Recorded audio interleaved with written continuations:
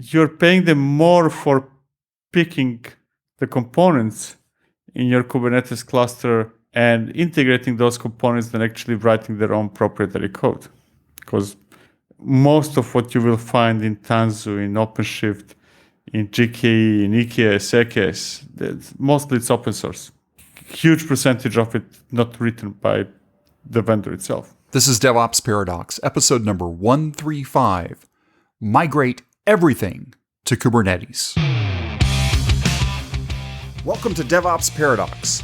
This is a podcast about random stuff in which we, Darren and Victor, pretend we know what we're talking about. Most of the time, we mask our ignorance by putting the word DevOps everywhere we can and mix it with random buzzwords like Kubernetes, serverless, CI/CD, team productivity, islands of happiness, and other fancy expressions that make us sound like we know what we're doing. Occasionally, we invite guests who do know something, but we do not do that often since they might make us look incompetent. The truth is out there, and there is no way we are going to find it. P.S. It's Darren reading this text and feeling embarrassed that Victor made me do it. Here are your hosts, Darren Pope and Victor Farson. I just saw this great video in the past few days about bare Metalsson. Have you seen this video yet? I haven't. It is produced by the great people at Confluent, the people behind Confluent Cloud, and they work with Apache Kafka. And the concept is basically an architect. His name is Bare Metalsson. And if bare metal was good enough for his great-grandfather, it's good enough for him. There's no need for cloud or containers or anything else. So hat tip to Tim and everybody else at Confluent. Very funny. Luckily for them, that punch cards were not good enough for that person back in the day. That's correct. Oh, boy. I was just on this side of punch cards. I mean, just like 1 week after punch cards started going out. But this is coming from a question from the DevOps Toolkit Ask Me Anything series.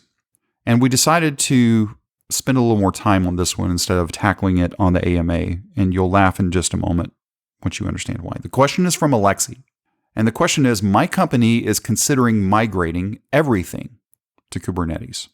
What stack of Kubernetes technologies would you suggest in 1 minute or less? Now, fortunately, we have more than 1 minute, but can you do it in 1 minute? What are the stack of technologies in 2021 that you should be doing today? Such an unfair question, because right now it's 2 minutes since you started just explaining the question. That should be answered in 1 minute. So what's the stack? What should you be using? Oh, man. And has it changed over the past couple of years? Oh, man. Use whatever the vendor gives you. Oh, wait. That's it. That's it. That's the one. That's it. But you're stating that it's a vendor-supplied Kubernetes platform. Yes, but I think that that's where we are going.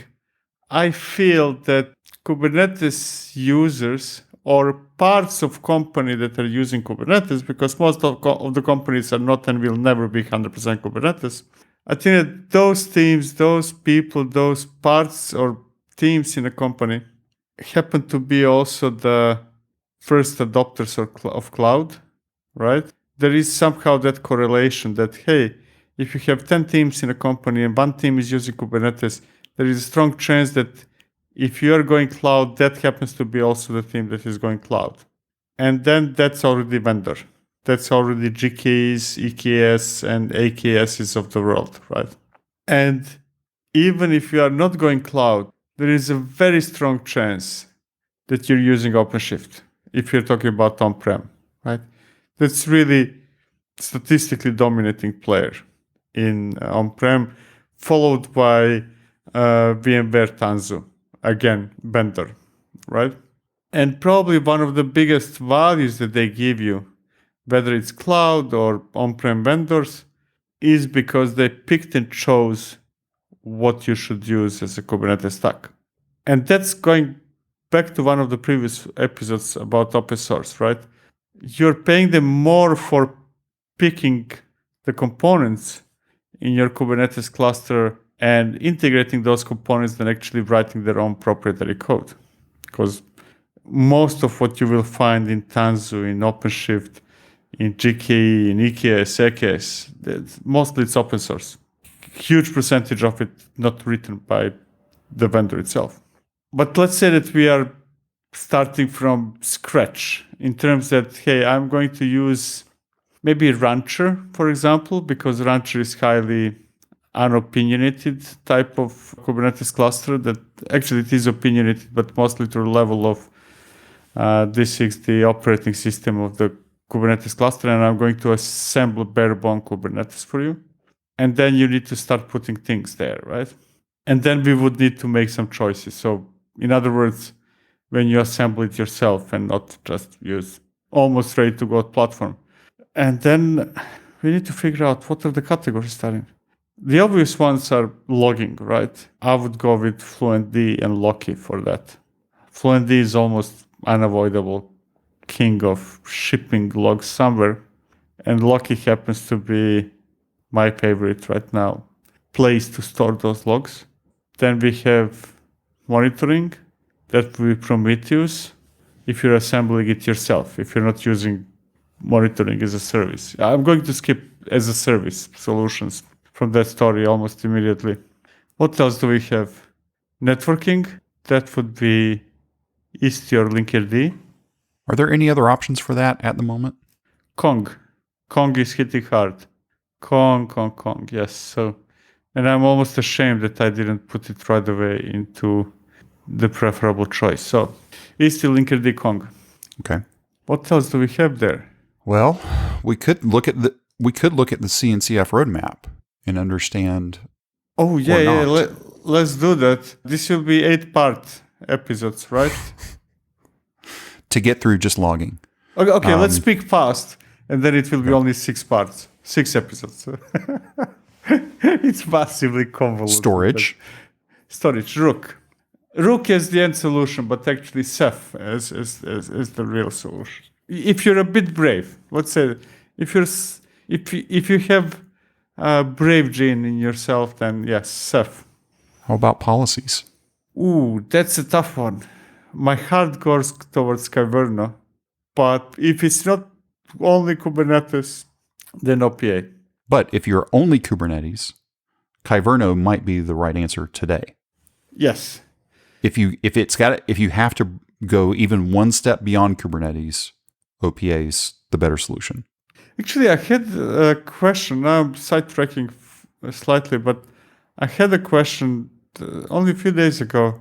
It says basically, hey, Victor, please advise. I want to use Kyverno, and I like Kyverno for my Kubernetes cluster, but I have things outside of that cluster, and I would like to use OPA. Do you see any problem using both? My question is always absolutely no problem. I think it's absolutely a good idea to mix and match tools so that you have different, same objectives, but different circumstances, and then you pick different tools for those different circumstances. To me, that sounds kind of normal. I don't see any problem. Hey, use Kyverno and OPA. Why not? Assuming that you're not five people team. If you're 5 people team, please pick one of those two. Don't go for both. You will go crazy, right? But if you're talking about at least 3 digits of engineers size of company and beyond, then having more than one tool for the same thing but different situations is not bad. Quite the contrary. What about observability? Did we already say observability? Not really. Yeah, that would be Prometheus. No, that's monitoring. That's more monitoring than it is.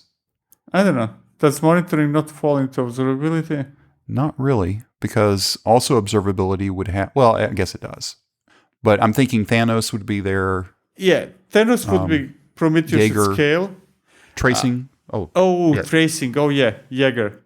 And I learned the other day that I was publicly calling Jaeger Jagger. And that wasn't correct. Anyways, Jaeger, yes. Jaeger, absolutely. And Jaeger is one of those things that you might be using and not even knowing that you're using it. Right. But yeah, and also I would be I would not be able to sleep tonight if I wouldn't put Grafana into that mix. All right. What about the registry? I mean, if we're running Kubernetes, we have to have a registry. Oh yeah, if you're hosting it yourself, that's Harbor, almost no doubt. Please don't host it yourself. But if you do, then it's Harbor. What about orchestration of the resources? I'm setting you up here. You mean alternatives to Kubernetes? No, I'm talking about managing Kubernetes. I'm trying to help you. Oh, It's fine. We can talk about it. It's open source.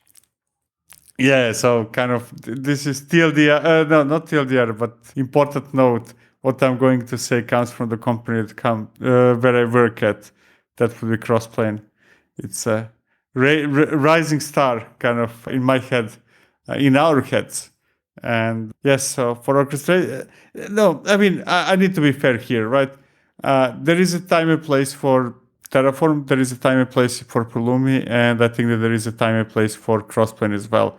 They solve different problems in different ways, even though direction is, in different directions actually, but the problems might be similar. But yeah, if you like Kubernetes, then it's Crossplane. If you are confused with Kubernetes, then it's Terraform. And you were talking about options. What if you're doing CI/CD purely Kubernetes, only Kubernetes, no other platforms at all? All you have is a Kubernetes cluster, and you have Bitbucket, GitHub, or GitLab. What do you use? Bitbucket, GitHub, or GitLab. Right.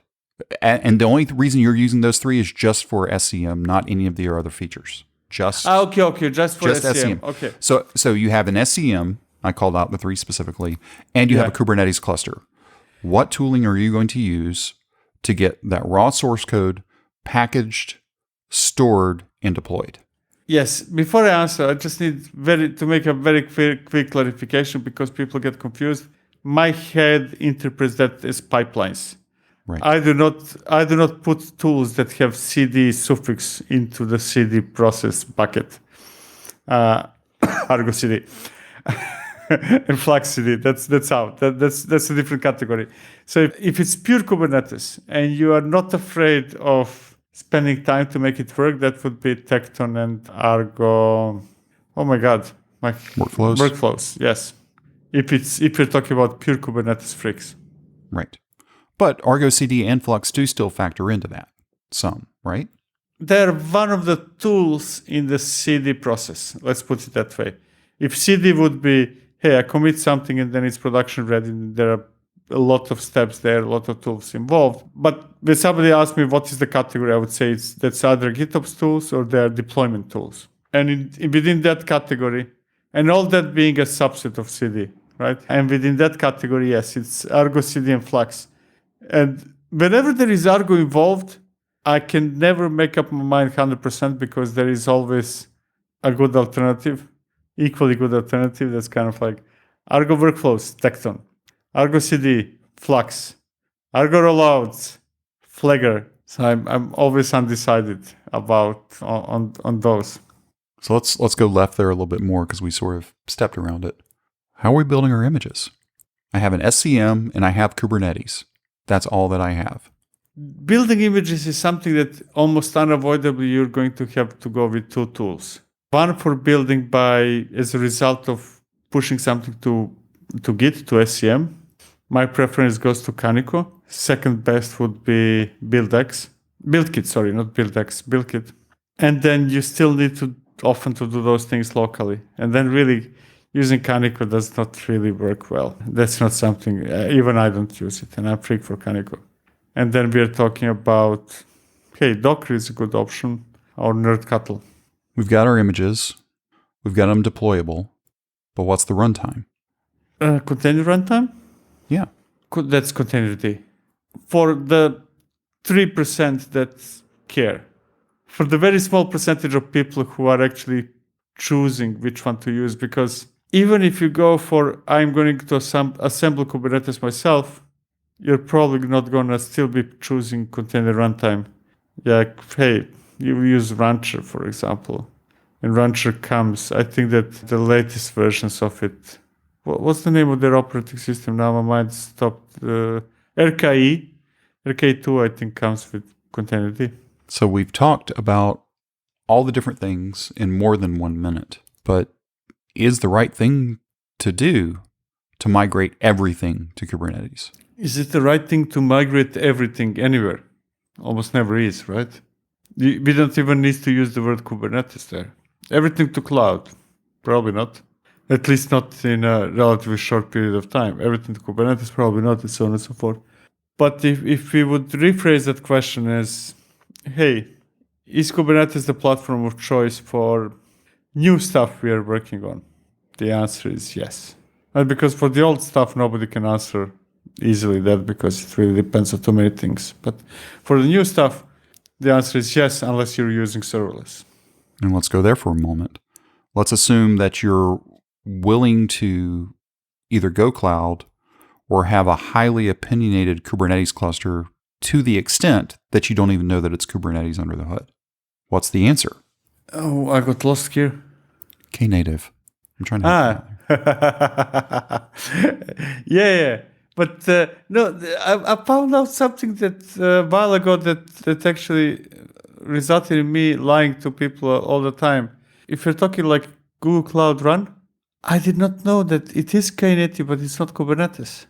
I did not know about that for a long period of time. But yes, if it's running your own type of serverless, then it's definitely Knative. I cannot imagine a better option than that. Well, what are you trying to do inside Kubernetes? You're trying to run applications, right? Exactly. For most people, it's probably not just a scheduling platform, right? That's if you have other types of things that are running, let's say you're going to do it as batch jobs or those kinds of things. Those aren't necessarily quote unquote applications in the same context of a database or a data store or something like that, right? That's a little different than just scheduled tasks. So Kubernetes makes sense, although you can do it with Knative. But if you're actually trying to run real applications, you don't even need Kubernetes. And in fact, you just sort of alluded to it that Google Cloud Run is Knative, but not running on Kubernetes.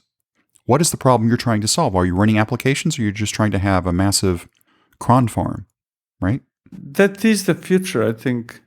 The future is that most of us, at least for the new workloads, new applications, will be using application engine, let's call it, of sorts, and not know what is below it. That sounds like 15 years ago old app engine from Google. Yeah, right? Exactly. This sounds like Heroku. Exactly. I would question if people are thinking that we need to migrate everything to Kubernetes. That's the wrong question or the wrong statement. There is one big difference now that you mentioned Heroku and Heroku's of the world in the past, app engines, is that now we have underlying technology that is widely accepted, and that's containers and Kubernetes. We have widely accepted base upon which to build new layers. And the solutions will come and go. But there are some things that stay for a very, very long time. It took us a while, but we got eventually to using virtual machines. It took us a while, but we got eventually to use containers as container images, to be more precise, as a packaging mechanism that is widely accepted by vast majority.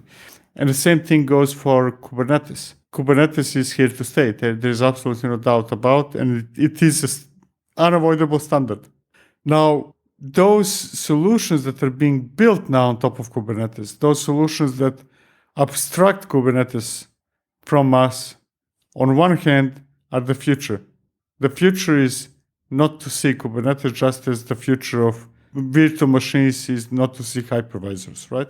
But we are going to go through many, many iterations, and many, many solutions are going to face the same fate before we get to something that, to the next layer that is widely accepted. Let's put it that way, right? So it goes in layers. VMs, finished story, right? Containers, finished. Kubernetes, finished. Now everybody is competing for the layers above it. And most of those will not exist 5 to 10 years from now. They will be called new Herokus. But there is that major difference is when you compare, when we got Heroku in the past and App Engine, we did not have that widely accepted layer below that. We did not have Kubernetes at that time. That's a major difference. So should people, if they're considering migrating everything to Kubernetes, I'm going to stay with that phrase. If they're going to migrate everything to Kubernetes and it's 2021, should they be thinking differently? Should they be thinking Knative or some other platform versus building yet another big box of Legos that is not going to be ready for the next big wave of scaling that's going to be happening in the next 5 years?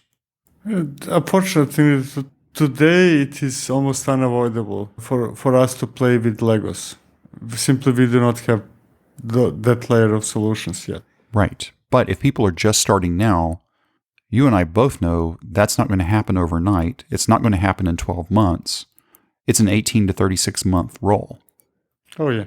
But that implementation detail in 18 to 36 months is being made today, which by the time we get to that time in the future, it's already outdated.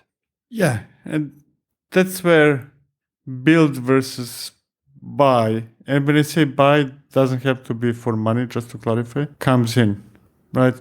That's where we are choosing, hey, you want to go OpenShift route. And I'm using OpenShift now as an example, not... Yeah. Or Rancher. You could say OpenShift or Rancher as... Rancher, Tanzu, GKE, kind of route of somebody assembled the platform for me, and I did or didn't pay something for that. But the key is somebody assembled the platform for me, and I am assembling the platform. Majority of us are somewhere in the middle. We get assembled platforms, but with still some pieces adding ourselves. But I'm going to ignore that category for now. So if you're assembling platform, then you need to get ready that things are changing. You're not creating the solution for years to come. Hopefully you're not. I mean, you will end up having legacy issues, but let's say that you will deal with them, right? Well, if you are building that, more than likely, hopefully, you're in a Google or AWS or Azure or Red Hat or VMware, and not setting at a company that has 300 people working for it. And simply, there is a lot of value in companies dedicated to that, right? And they're doing that for more than one company. So kind of like that expense and that investment is shared across many, right? If you pick, let's say, Rancher or OpenShift or Tanzu or something like that, those are the companies that invested a lot, and you're paying just a fraction of that investment simply because you're a fraction of their customers. But you actually, with the same investment, you cannot build those things yourself unless you're really huge. And that's the reason why I was saying, unless you're working in, I was saying specifically technology companies, but you could just as easily say any huge financial services company or insurance company, or just you have tens of thousands of employees, then you're effectively building a platform for that. The way I think about it is, I would be basically a city in a county or a city in a state that's providing this service for everybody else within my region. Then that's okay. But again, if you're a 300-person company that you're just building for yourself and you're trying to build Kubernetes up and you're going to be using upstream Kubernetes, that's not going to bode well for you. Not unless your plan is to do that so you can get hired on at one of the bigs. So what do you think? Are you building your own Kubernetes from ground up? Are you using a vendor-supplied solution? Where do you think it's going to land? You've heard what we think. Go over to the Slack workspace and head over to the podcast channel and leave us some comments. We hope this episode was helpful to you. If you want to discuss it or ask a question, please reach out to us. Our contact information and a link to the Slack workspace are at devopsparadox.com/contact. If you subscribe through Apple Podcast, be sure to leave us a review there. That helps other people discover this podcast. Go sign up right now at devopsparadox.com to receive an email whenever we drop the latest episode. Thank you for listening to DevOps Paradox.